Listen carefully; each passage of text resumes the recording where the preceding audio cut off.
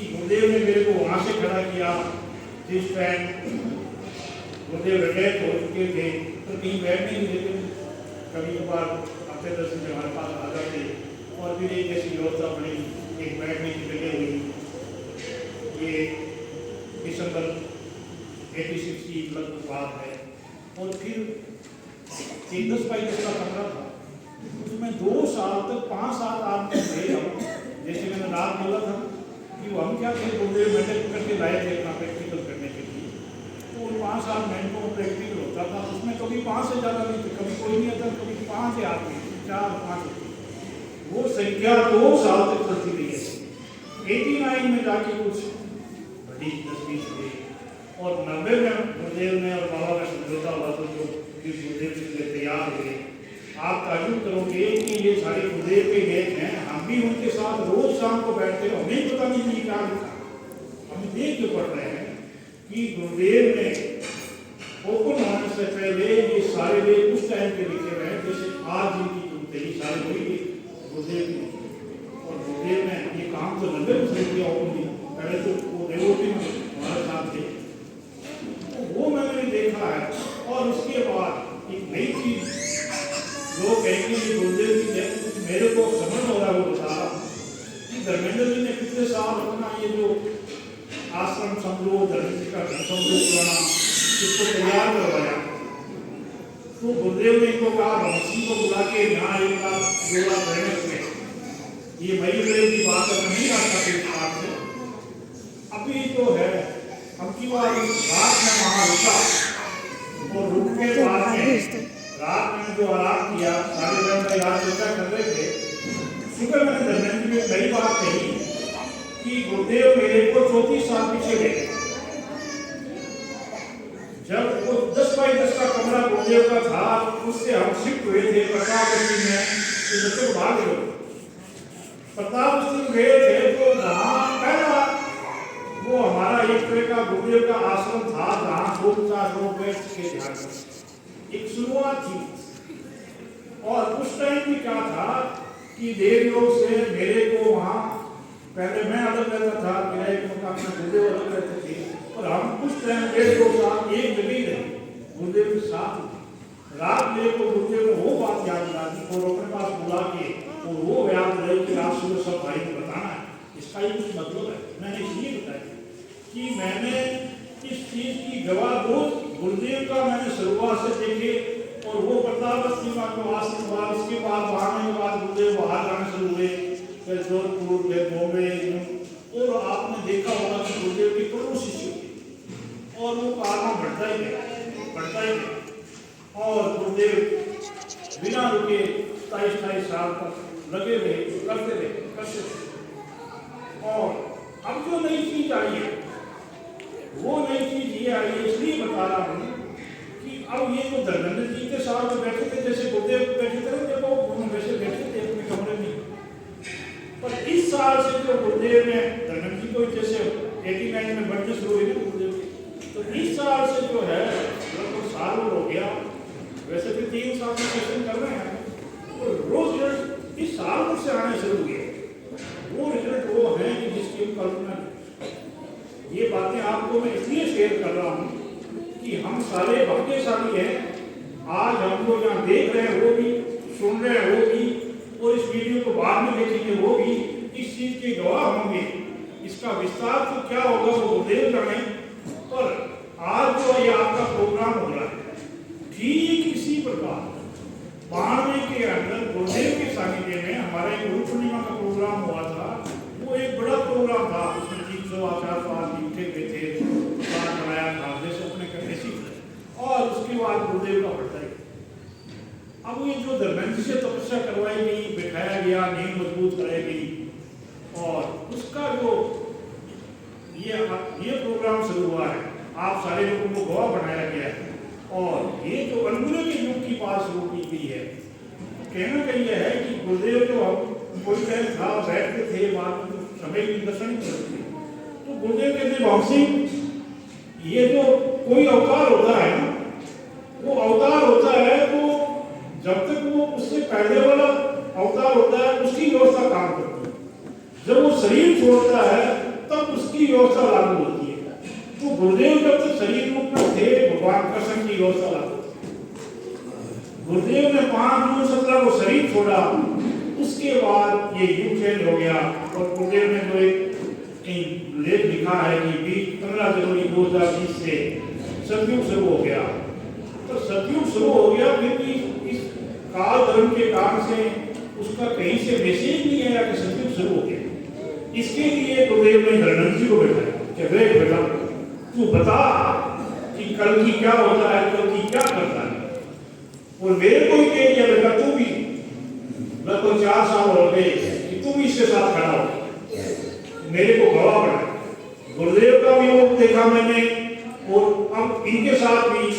तो जब हमने ये शुरू किया तो 3 में जो उतार चढ़ाव है मैं उसको नहीं जाना चाहता क्या था क्या नहीं था। पर आज जो ये वो दिन है कि हमारा खुशी का दिन, खुशी इस बात की है कि पिछले 4 सालों में जहां जहां से गुजर के आए, जो जो रास्ते आए, और आज जो हो रहा, अभी 2-4 दिन पहले ही ऐसे ही वो किताब मेरे पास पड़ी थी कि मैं 2 महीने बीच में पढ़ी। उस दिन अचानक ऐसे ही हुआ, प्रेरणा हुई, मैंने पढ़ी तो ये लेख आया और मैंने उसी टाइम मैसेज किया जल्दी उस दिन तो यही लेख पढ़ना है। तो आप ये जो देख रहे हो जो धर्मेंद्र के प्रेम पाक से हो रहा है, और आप इसके गवाह हो, जैसे पूजा बहन का है, हेमरा बहन का है, जगदीश जी का है, राखी बहन का है, ये तो एक जैसे वो नाटक होता है, किरदार होते हैं, किरदार है, सारी शक्ति तो गुरुदेव की है। तो कहना तो ये है कि ये जो सब्जेक्ट अनुग्रह का युग जो हो रहा है, इसमें गुरुदेव ने ये नहीं कहा मैं हूं, गुरुदेव ने बाइबल के कोटेशन दे के कहे जो 2-4 साल पहले की बात कि ये जो हो रहा है ये सिर्फ परमेश्वर कर सकता है, कोई व्यक्ति नहीं कर सकता, कोई सिद्धाचार्य नहीं कर सकता, कोई शरणाचार्य नहीं कर सकता। तो अपने को जो आज ये खुशी है कि आज हम इस 24 नवंबर से जो अनुग्रह का युग शुरू हो रहा है उसके हम सारे साक्षी और है। हर साधक परेशानियां देखी है, हर साधक संघर्ष किया है, उस अंधेरे में ऐसे झगड़े झपकार किया है कि वो नहीं चाहता कि उजाला हो, वो बाहर अंधेरा बाहर नहीं है, हमारे अंदर ही।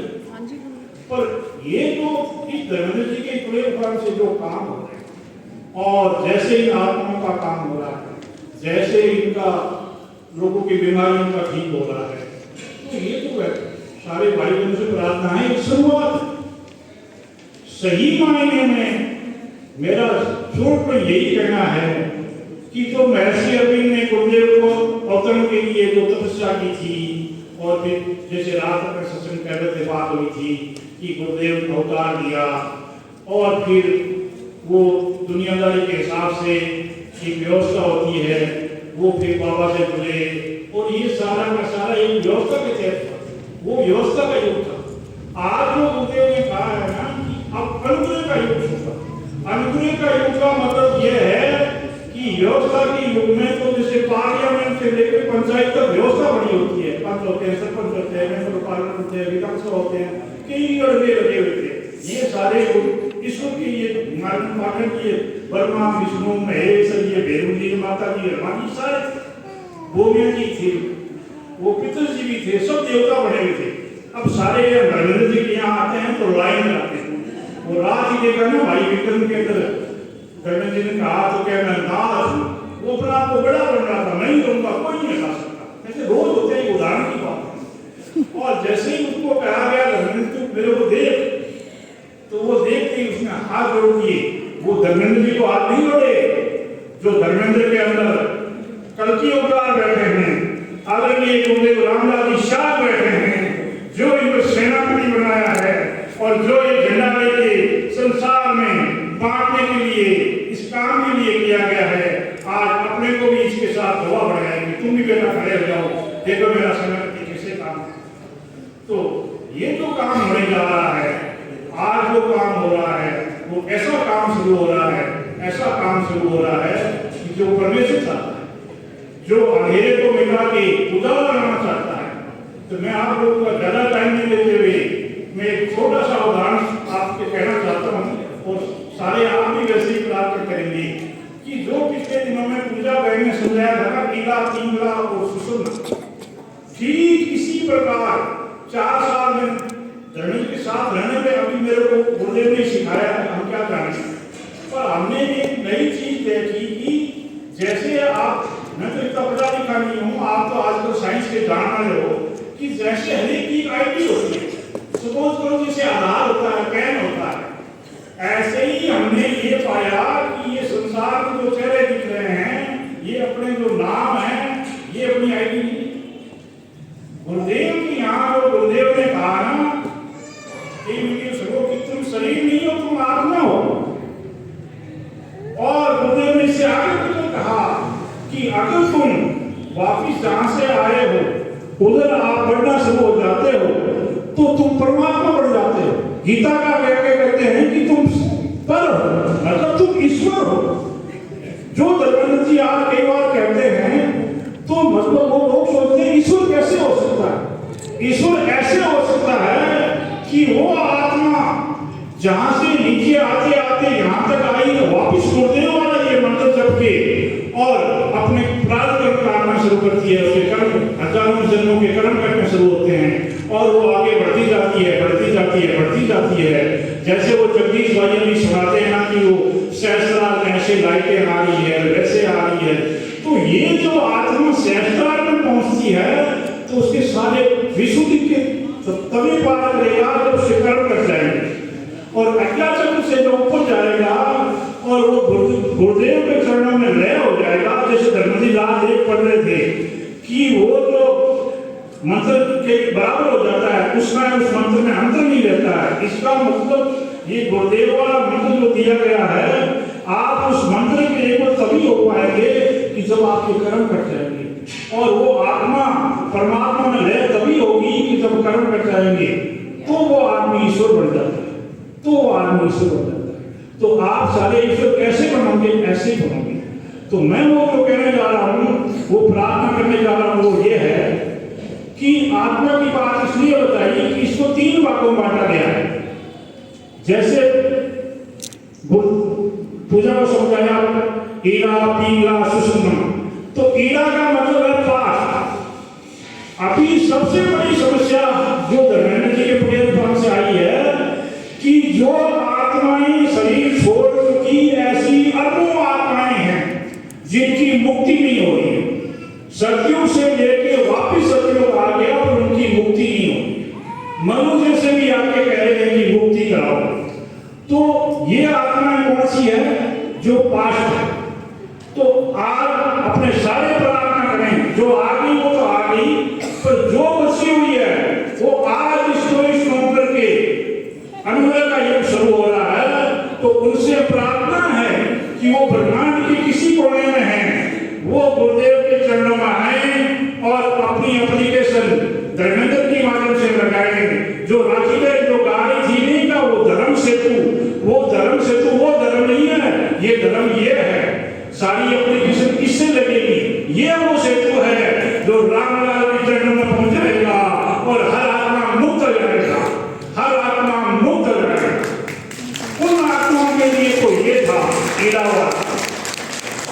जो बात पीड़ा की है, जो बात सुषुम्ना की है, आज अपने जितने भी सारे बहन भाई हैं, चाहे वो दीक्षा ले चुके हैं और चाहे दीक्षा नहीं दी है, उनके लिए है सुषुम्ना। वर्तमान में रह के जो आत्माएं इस मंत्र को लेकर जाप करेगी और जो गुरुदेव के चरणों में आएगी, उनकी मुक्ति होगी। पर उसमें एक थोड़ा सा संशय होता है। उसके लिए हम सारे प्रार्थना करें आज गुरुदेव से, इसी प्लेटफॉर्म से करें कि गुरुदेव जैसे ये हमारा शरीर रूपी खेत है और इसमें जो ये आपका बीज रूपी मंत्र बोया गया है, इस बीज रूपी मंत्र को बढ़ने में ऐसी खरपतवारें हैं जो जन्मों जन्मों के, हम वो किसी को नहीं देते, जन्मों जन्मों के हिसाब से, प्रारब्ध के हिसाब से राग, द्वेष, ईर्ष्या, घृणा, व्यवसाय, ये सारा अंधेरा, और ये अंधेरा रहेगा तो गुरुदेव वाला मंत्र बीज बढ़ेगा। तो आज हम सारे गुरुदेव से प्रार्थना करें कि गुरुदेव आप तो समर्थ हो, आप तो परम पिता परमात्मा हो, जो मरीज आपका डाला गया है उस सारे अंधेरे को मिटा दो, उस सारी खरपतवार को मिटा दो। चाहे कोई कहीं बैठा है, चाहे कोई कहीं रह रहा है, पर जिस आप खेत में ये बीज डाला गया है, जिसको ये मंत्र दिया गया है, आज के बाद उसके मंत्र में कोई अवरोध नहीं रहे, कोई किसी प्रकार का अवरोध नहीं रहे। गुरुदेव आपसे निवेदन है, इन सारी बाधाओं को हटा दो और आपके अनुग्रह का योग ऐसी बरसात करो जो बहन राखी गाती है, ऐसे प्रेम की बरसात करो, आनंद की बरसात करो कि उस आनंद में वो आपका पेड़, वो रामलाल का पेड़ हमारे अंदर बढ़ता जाए, बढ़ता जाए, बढ़ता जाए और एक टाइम ऐसा आए कि हम बाहर से तो नीचे बहुत सिंह है, धर्मेंद्र है, पर हमारे सबके अंदर वो रामलाल हो जाए, वो रामलाल हो जाए, तभी हम आनंद रूपण पे पाएंगे, शरीर से निकल जाएंगे और फिर नहीं आना पड़ेगा। इसी ये है वर्तमान की बात। और इससे जुड़ी छोटी सी चीज है कि जो आत्माएं जो हमसे भी ज्यादा भाग्यशाली है, उनको भी आज के दिन से मैं आह्वान करता हूं कि जो आत्माएं आने वाले टाइम में जन्म देगी और वो क्यों में खड़ी है, एक सिस्टम है ईश्वर का, वो आत्माएं हमसे ज्यादा भाग्यशाली है, क्योंकि वो जब आएगी और ये तो लेगी तो जो अपने काल धर्म के काल से अपने जो परेशानियां देखी है वो अब नहीं देखेंगे, क्योंकि आज अनुग्रह का युग शुरू हो गया, आज अनुग्रह का युग शुरू हो गया। इन्हीं शब्दों के साथ गुरुदेव के चरणों में प्यार बना दे, प्यार बना दे, जय गुरुदेव, जय गुरुदेव, जय गुरुदेव।